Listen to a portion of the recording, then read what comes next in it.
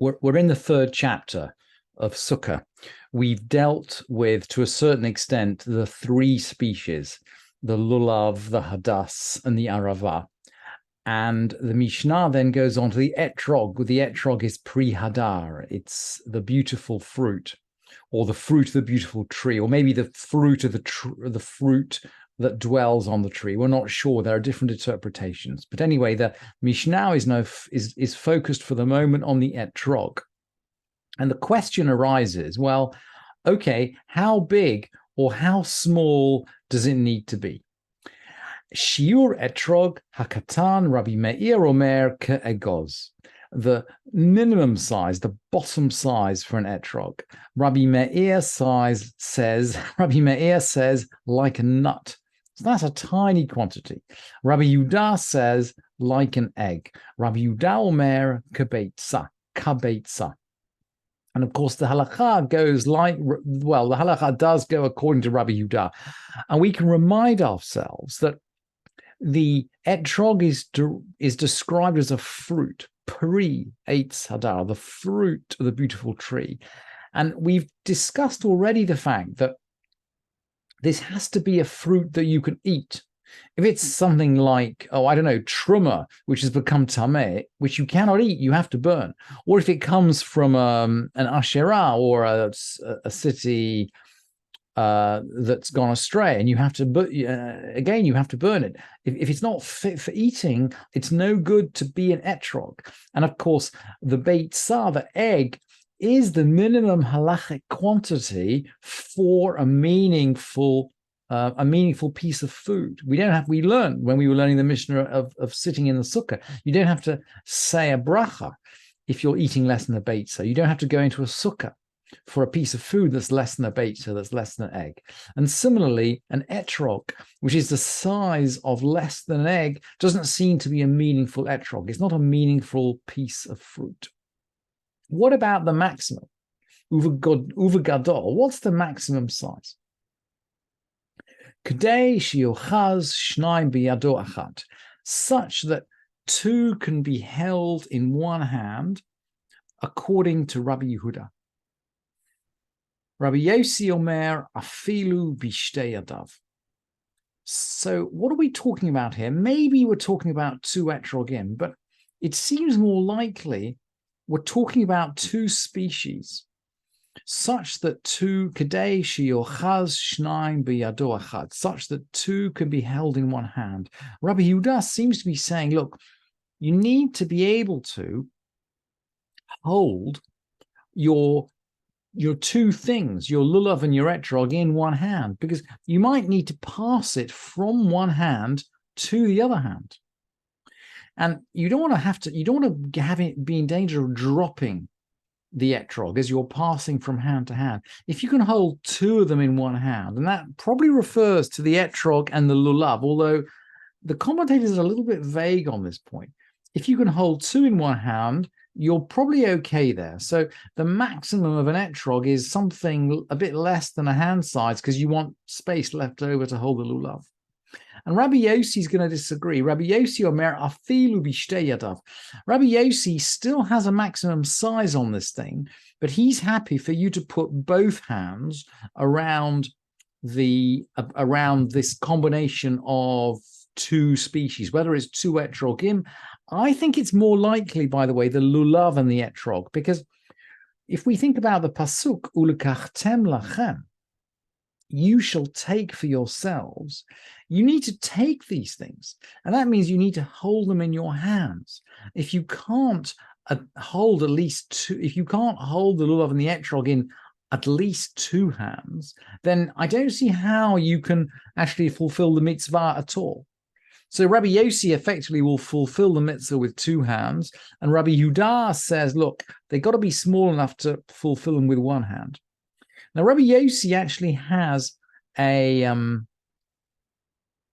verse to back him up. Rabbi Yossi has a verse to back him up. Amar Rabbi Yossi, this is in the Jerusalem Talmud now, the Yerushalmi. Amar Rabbi Yossi, ilu havaktiv ve'chapot tamarim. If the verse said ve'kapot tamarim, if it said and date palms with the word and. Ye'ut, it will be correct. It'd be correct to have it would be correct to have to hold two of them in just one hand. But that's not the way the verse reads. The verse reads, Ulekachtem lachem bayom harishon pri eitz hadar kapot tamarim. You shall take yourselves on the first day the fruit of the goodly tree, or the fruit of the beautiful tree, and then kapot tamarim, and then date palms. And it doesn't have an and in it. There's no and in the pasuk. So he says, afilu zevi yado achat v'zevi yado achat. So it works with one species in one hand and the other in the other hand. Effectively, as long as you got two hands round the two types of species, you're okay. They're not too big. And then he's going to tell a story. Amru alav al Rabbi Akiva, shenichnas leveit hakneset ve'etrog al ktefav. And he had Rabbi Akiva came into synagogue. Very interesting. Now we're using the word synagogue, Beit Knesset. He came into the synagogue, and the etrog was on his shoulders. And actually, in the Bavli, they rather laugh at him for doing this. But this is the end of the sugya in the Yerushalmi. So it seems as though people had pretty big etrogim in those days in the land of Israel, much, much bigger than we ever see in the New York or the Jerusalem markets today. What about those? Those are the four species. Could we add to the four species? Could we add another species in? That's the question which the next Mishnah addresses. Ein ogdin et lulav ele b'mino. We can't tie up the lulav except with its own species. So when we tie everything together, and we need to tie everything together because then there's this list of fruits, right? We need to take everything together. So we need to tie it up. But according to Rabbi Yehuda, Divrei Rabbi Yehuda, we have to tie it up only with its own species because we don't want to introduce some fifth extra species into the mix. And Rabbi Meir is going to disagree. Rabbi Meir omer afilu vi meshicha. You can even tie them up with a cord. The halakha, you can even tie them up with a cord. I'm not sure whether the halakha goes according to Rabbi Yehuda or Rabbi Meir. But Rabbi Meir also has a ma'aseh. He's got an incident to support him. I mean, and we're seeing, by the way, as this Mishnah develops, that very often we're teaching the halakha, we're proving the halakha via an incident. Amar Rabbi Meir, Rabbi Meir said, Ma'aseh v'anshe Yerushalayim. It happened to the people of Jerusalem. And of course, the people of Jerusalem are clearly they're holy people. They're knowledgeable people. We can follow the people of Jerusalem. Shehayu ogdin et lulavehen begimononyot shel zahav. They used to bind their lulavs or their lulavim with strands of gold. Clearly a Greek word there, gimonyot shel zahav. And Jastrow just says, look, it means strands. So they used to bind up their lulavim with strands of gold. It's a beautiful idea. And it just shows you how they thought about the festival and the mitzvah. But Rabbi Meir doesn't get away with it. Amrulo. But they said to him, V'minoha yuogdim noto. Milamata. They said to him, actually, they would bind it with its own species underneath. And whether that means underneath the gold strand, or whether that means at the bottom, they would have the palm binding, and at the top, they'd have the gold. Not quite sure. But the sense is that they did use palm binding. And of course, this is still the practice today, by the way. We do bind the lulav with palm. We do not introduce a fifth species. What are we going to do with this? Well, we need to wave it. We need to wave the lulav. And the Mishnah seems to already know that we're going to wave it. So it's not going to ask, well, do we wave or do we not wave? It's going to ask, V'heichan hayu menanin. Where do they wave? Where do they wave? The answer will be familiar, actually, to any of us who's kind of sat with a lulav through Hallel. And very interesting, by the way, that our practice when we recite Hallel today is essentially the practice of the Mishnah. V'hechan hayu menanim, where do they wave? B'hodu Hashem tchila v'sof, at the beginning and the end of give thanks to the Lord. Hodu Hashem kitov. That's Psalm 118, which begins with Hodu Hashem kitov kilu am chasto. We can check that in a Matzor. Uva ana Hashem hoshiana, and at O Lord deliver us, which is verse 25 in that psalm. Divrei Beit Hillel, according to Beit Hillel. Uveit Shammai omrim af ba'ana Hashem hatzlichana, and Beit Shammai also say at ana Hashem hatzlichana. And it's very interesting if you watch the Chazan in Shul as he's saying ana Hashem hatzlichana. From memory, he follows Beit Hillel. He doesn't shake he does not shake the lulav on ana Hashem. He doesn't shake the lulav on ana Hashem hatzlichana.